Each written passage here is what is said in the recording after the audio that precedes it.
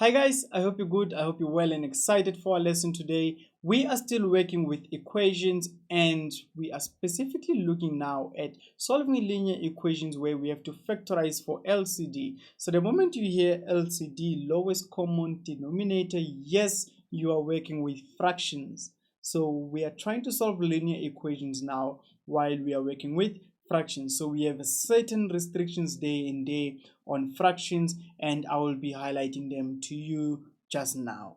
And as a recap from our previous lessons, there are rules that we always follow whenever we are trying to solving for methods for solving for linear equations, which the first one is always looking at your brackets. If you have any brackets that you need to expand, so please do so, expand any bracket that you see.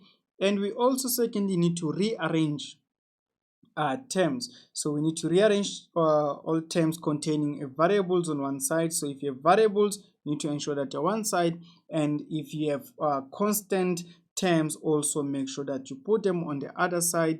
And the other rule that we always follow is we need to always group like terms together and simplify. So those are very important rules, that you need to group things together and simplify them.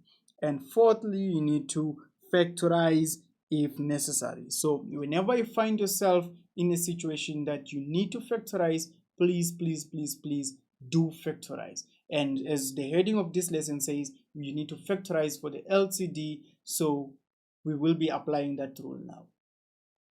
And then the fifth rule is find the solution and write down the answer. So we need to always conclude to whatever that we've started to show that we've managed now to find the solution. And we need to write down the answer. So don't just find the solution and not write it down. There was no point of you doing the whole thing. So you need to do what? Find the solution and write it down. Okay, write down the answer.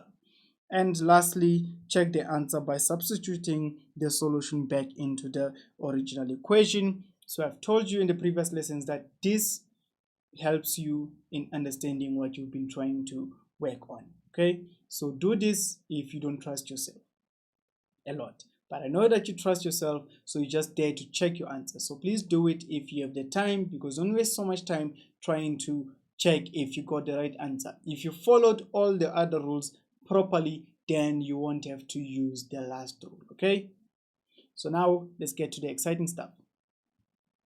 Example number 1 looks very beautiful. So you have 2x minus 5 over x squared minus 2x minus 8 equals to 1 over 2x minus 8. So we are working with equations, but now we need to specifically factorize the denominator. So guys, if we factorize the denominator, as we can see, the denominator that we have now is a quadratic value. So we need to also factorize that part and factorize other things if you see that there's something that you can actually factorize here. So now let's get to the problem and see how do we actually make things easy here. So you have 2x minus 5. So guys, the top part, you can't factorize that because you don't have a common factor, you don't have anything, so you just leave it like that. And the second part, it says x squared minus 2x minus 8. So you can see that you have a quadratic value there. You can easily simplify that. So you have 2x minus 5. You divide it by what? Now you can open two brackets trying to factorize that quadratic value there. If you're still struggling with factorizing, there we have lessons under factorization that we were breaking down how to actually factorize quadratic values. So we are going to apply those rules here. So please guys, if you find yourself not following much on how to factorize the quadratic value, please go back to those lessons and you will understand everything that you need.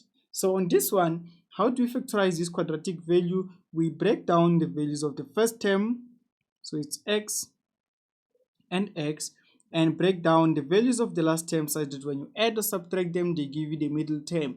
So what are the factors of 8 that when you add or subtract them, they will give you 2. So you will have 4 and 2, because 4 times 2 gives you 8, and 4 minus 2 can give you a 2. So that's actually exciting. And now, How do we choose which sign goes where? So because we're trying to achieve -2, if I have a -4 plus a 2, that can give you -2, and if you multiply -4 and +2, you definitely get what you've been looking for. So things are quite exciting at this point, and you'll say this is equals to 1 over, now you look at also this denominator, you can factorize it. How? By looking at the common factor. So yes, you have 2 as a common factor there, so you can take 2 out and you are left with x minus 4. So you've managed now to factorize this expression. Now the second part now, guys, is where you need to use the cross multiplication method. So whenever you use the cross multiplication method, this method is always helpful in making sure that you get rid of the fraction and just have things on one straight line. So you're trying to kill the fractions here. This is how we do it. You multiply the first part with the second, with the part which is underneath, so the numerator of the first term and the denominator on the other side of the equation. So it means you will have 2x minus 5 and 2. So we can actually put that 2 on the outer side since you're multiplying. So let me just write that 2 outside there. So I can write it outside there. So you have 2 and you're left with x minus 4. And this is equals to, so you multiply now the second part, this part, with that part up there. So we cross multiply also on that side. So you'll be left with, so if you multiply those values by 1, you are repeating that number. So you'll be left with x minus 4 and x plus 2. So what I notice now, guys, is that I can divide both sides by x minus 4 because I have x minus 4 there, x minus 4 there. So I want to eliminate numbers as much as I can. So I can divide both sides by x minus 4. So I divide that by x minus 4 and x minus 4. It saves me the stress of distributing values and all that. So it means you are left now with 2x minus 5 and x plus 2. Now I can remove brackets because I've managed to kill the other values. So now what you have to do is distribute the 2. So let's distribute the 2. Let me actually write this stuff up there. So I have the question as 2x minus 5 equals to x plus 2. So if you find yourself with such a problem, you will have 2 times 2, which is going to give you 4x, and you have 2 times -5, which is going to give you -10, which is equals to x plus 2. So we went through the rules just now that said you need to isolate values, or you need to group like terms together and simplify. So that's what you're going to do now. So every value with x, we are choosing that it should be on the left hand side. So we have 4x, so we're going to drop 4x there, but we have x that side, so we are making it jump the equal sign, so that becomes negative x, and this is equals to, so what remained was 2, and we make that 10 jump, so it becomes positive because it was negative. So now you have grouped like terms, but now your duty is to simplify them. So let's add the values together, let's subtract values together. So you have 4x minus x, which gives you 3x, equals to what is 2 plus 10, that gives you 12, and the value now disturbing x is 3, so we divide by 3 both sides, divide by 3 both sides. Now you cancel that, you are left with x equals to what is 12 divided by 3, which simply gives you 4. That is how you apply factorization and you simplify these linear equations that you have. Yes, you found a quadratic denominator there, but what we did, we factorized it. So now you had two sides which were linear, and you managed to get your answers properly. So that is how you work with that problem. Example number 2. It looks nice. It looks very interesting. So try to pause the video, attempt the problem, and come back and see if you manage to get it right. So I believe that you copied the problem and you are done working it out there. So let's see if you followed the rules properly. So this problem is not too distinct from the one that we just did. However, now it has two terms on the other side, and it has a quadratic denominator 2 on the other side. So the first thing is you check the first part, the numerator. Can you simplify that? If no, you just leave it like that. So it means you write it down as it is. So it's 3x minus 2. And you divide this by, you look now at your denominator if you can simplify or not. So yes, you can simplify that, which is going to be, you open two brackets, and it's going to be x and x. What are the factors of 6 that when you add or subtract them, they give you a -1? So I can work with 3 and 2. So because 3 times 2 gives you a 6, and 3 minus 2, you can get a 1. So you're trying to achieve -1. So it means the 3 must be negative and the 2 must be positive. So we've managed now to factorize the denominator, and this is now equals to, so you have x on one side, and you have that value. So let me just put them in brackets. So guys, what we do here is we need to ensure that the first part is simplified properly. So we need to simplify properly the first part before we can attempt anything else. So let's try to simplify, forgetting about what we have on our left hand side. Let's now look only at the right hand side. So looking at the right hand side only, guys, we need to simplify that. And if you simplify this, so it means I multiply this value, I multiply it with that one there. So I'll have x bracket of 3 minus x, like that. And I also need to multiply this the first denominator with the first value up there. So you'll find yourself also with a plus x, and you open your bracket, you are left with 2 plus x. And you divide this by the product of the two denominators. So the product of the two denominators will be 2 plus x and 3 minus x. So now you just bring them together. They were separated by a plus sign. You just bring them together because they're a product. And as you can see, one denominator is now next to the numerator, and also the other denominator is next to the other numerator. So you've managed now to simplify the first part. Now, secondly is, I suggest that you try to see if you have any like terms or not. So factorize where possible, guys, all the time. So as you can see, x and x, they're a common factor. So you can take out that x as a common factor. So let's just say we are left with 3x minus 2 on one side, and we divide this by, we can divide this by what we have. So we divide it by x minus 3 and also x plus 2.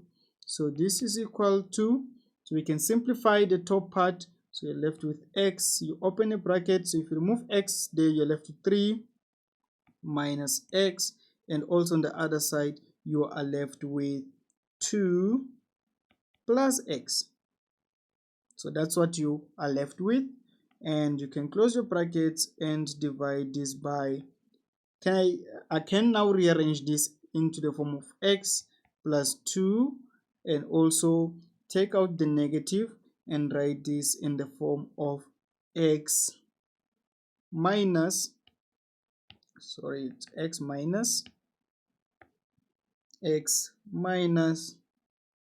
minus 3. So what I did is I took out the negative that was there, so it's outside now. So it means if I take out that negative, this value now remains positive and the 3 becomes negative. So this is one of the techniques that we use in mathematics if you want things to be written in a proper manner. So if I don't want 2 plus x to be there, I can write it as x plus 2. So I can just interchange the values. But now if a negative is involved, you now need to ensure that you remove that negative and you write down whatever that is left. So that's what we actually did here. And let's try to simplify the top part. So if you simplify, before you can actually simplify, you can rewrite what we have on our left hand side. So we have 3x minus 2. You divide this by x minus 3 and x plus 2. You close your brackets and this is equals to, so you have x outside as a common factor, and here you were left with minus x and x, so those two they cancel, so you are left with 2 plus 3 plus 2, you are left with 5, so that is a 5. So we can now, so that we don't waste so much space, you are left with 5x on top there. So let's just write 5x. So it's simply 5x over negative x plus 2 and x minus 3. So we are not done solving the equation yet, guys, but the interesting part is you now have what is necessary for you to do cross multiplication, because as you can see, the second part was quite complicated because that's where we needed to do much of the simplification from, but now things are easy and we can easily use our cross multiplication method. So now let me use orange so that I separate what we have from what we're going to write now. So I will cross multiply this part with the first part today. So if I cross multiply those two parts, I'll be left with 3x minus 2, so you open a bracket for that, and you're also left with, let me just put a negative because there's a negative now, and you are left with, let me just clear it so that you have enough space. So now you'll also be left with 2, it's 3x, so it's 3x minus 2, the bracket of that, let's put a negative outside, and you have another bracket on the other side of x plus 2 and another bracket of x minus 3. So that is what you have when you cross multiply that first part, and when you cross multiply it with the second part, so let me just use orange again. So you multiply 5 and 3 and x minus 3 with the bracket of x plus 2, so you find yourself that you also now have another bracket which is written in this form. So this is going to be equals to, let me write it on one side, so this will be equals to 5x, and you open another bracket, so you are left with x minus 3, and you are left again with x plus 2. So guys, as you can see, you have two parts of the equation which now form a huge straight line there, and now your duty is cancel or divide everything that you see that appears both sides. So if you have 2x, if you have a bracket of x plus 2 on one side of the equation, it means you can cancel it with one side, one part of the equation on the other side. And if you have another bracket of x minus 3, so we can cancel the bracket of x minus 3 with the bracket of x minus 3 that side. So now you are left with negative 3x minus 2. So you are done with those two values, you are only left with that, and this is equals to 5x. So 5x is the only value that remained there. And now your duty is to simplify, so we can actually divide, you distribute that negative value there. So this is going to be negative 3x, and this is a positive 2, which gives you 5x. And now solving for that value, guys, you need to always go back to the rules. So the rules always say that you need to put values one side, or it means you need to group your like terms together. So grouping your like terms, in this case, you're going to have negative 3x, and we bring back the negative 5 to the other side. So this is going to be minus 5x equals to, we take the 2 to the other side, we take the 2 to the other side. So if we take the 2 to the other side, this is going to be negative 2. And you are left with negative 8x equals to negative 2. So you're dividing both sides by negative 8, divide both sides by negative 8. So this cancels out. X is equals to, what is, if you have a negative and negative, they both become positive, and this is going to be 1 over 4.